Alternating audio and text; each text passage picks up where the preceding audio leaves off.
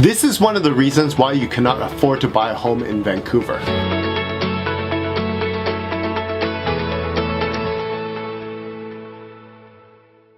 Today we're going to be talking about money laundering. I've been reading a lot of articles and they've been talking about $5 billion have been laundered in the past year, and there's articles upon articles talking about how money laundering is the big issue now. We got to deal with it. And true, it's a huge issue. So before I talk about how money laundering increases the real estate prices in Vancouver, I'm going to talk about one of the articles that mentioned that Vancouver is ranked 4th when it comes to money laundering, behind Ontario, Alberta, and the prairies. So when you say the prairies, it's Saskatchewan and Manitoba. So actually, Vancouver's 5th, or BC is 5th. So it's not that bad. How can BC be worse than Saskatchewan and Manitoba when it comes to money laundering? So it's not a huge deal. It is definitely a factor. I do not support or condone money laundering. It does increase the real estate prices unfairly. And this is how it works. Let's say there's a home for sale and it's worth $1 million. And a money launderer comes in and says, I'm going to pay $1.1 million for it because I need to launder my money. And because of bidding war, the money launderer pays above market value. Let's say they pay $1.05 million. So they pay $1.05 million and they win the multiple offer situation. And then the neighbor is like, I want to sell my home. And let's say the neighbor's home is worth $1 million as well. But because of the sale of the 1.05 million with the laundered money, they're going to price their home for 1.075 because my neighbor sold it for 1.05. My home's the same, should sell for 1.075. And so what happens is the neighbor uses the money laundered purchase as a comparable and uses that to justify their asking price.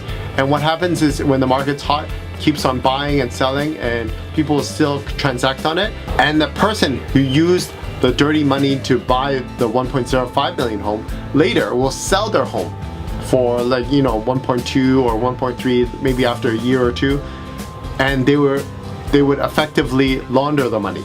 And this is how money laundering increases the real estate prices. Because they are desperate to park their money somewhere and launder it, they will pay above market value. And this doesn't just happen for residential real estate. I have heard deals in the commercial real estate space where a property is, say, like $10 million and the buyer ended up paying $15 million, even though the cap rates do not work. And all the local investors are saying, like, it doesn't work. But because of the money launderer, they just need to park their money somewhere. So they pay like $5 million over asking and they win the deal. But it screws up all the market values in the area for that particular commercial property type. It's important to deal with this issue, but it's also important to note that this issue has been happening for decades.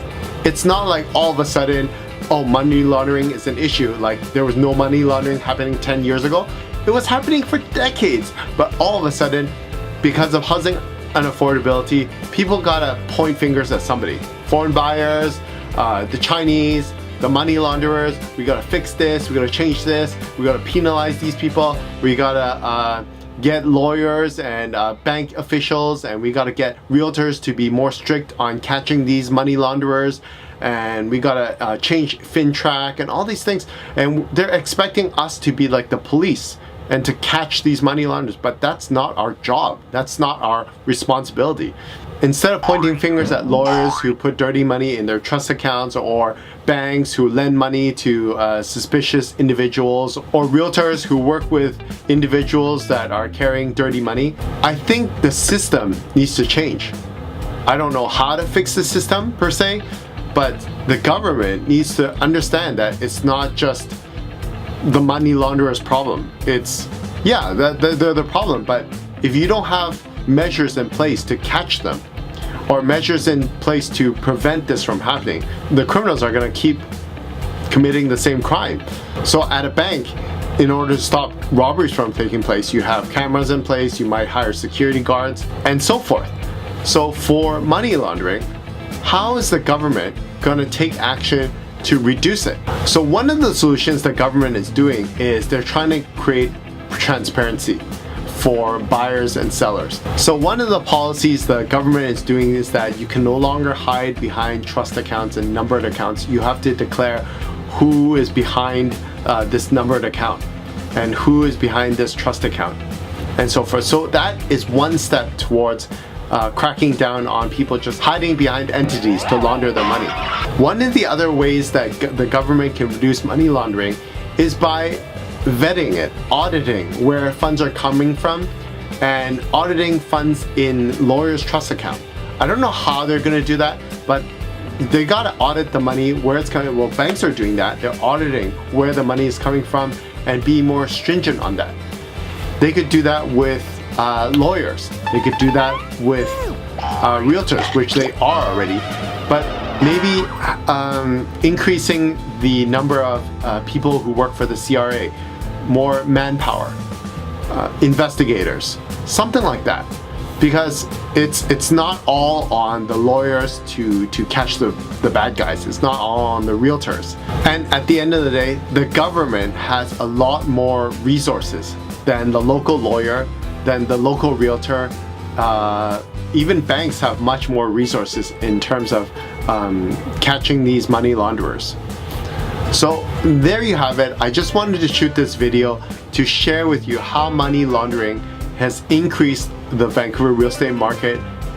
But on the flip side, I wanted to explain to you that it's not as bad as you think, in the sense that we are ranked 5th in the country for money laundering. So Ontario, Alberta, the Prairies, Saskatchewan, and Manitoba, and we're 5th. So it's not as bad as you think. That's not the issue that we should all be focusing on when it comes to. There are other factors when it comes to housing affordability, like I shared in my other videos. So let me know what you think. Put it in the comment section below. Subscribe, hit the notification bell, and I will see you in the next video.